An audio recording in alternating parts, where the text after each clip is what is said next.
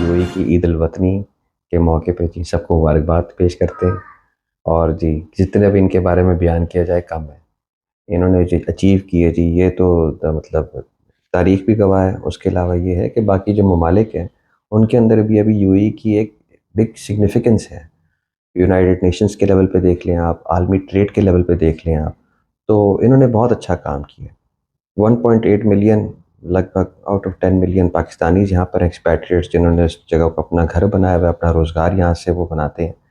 और जी बस यही कहा जाएगा तो ये इतने अरसे में अल्लाह ताला की तरफ से बहुत रहमत है और लोगों को बड़ी बरकत हुई है यहाँ पर। और ज़्यादातर बल्कि मैं तो ये बोलूँगा कि लोग जो हैं वो यूएई को अपना घर ही समझते हैं। पाकिस्तान के बाद उनको लगता है ये यूएई जी हमारा घर है। And at the same time सारे लोग जो हैं वो कानून की बालादस्ती और लॉ अबाइडिंग सिटीज़न के तौर पे काम करते हैं।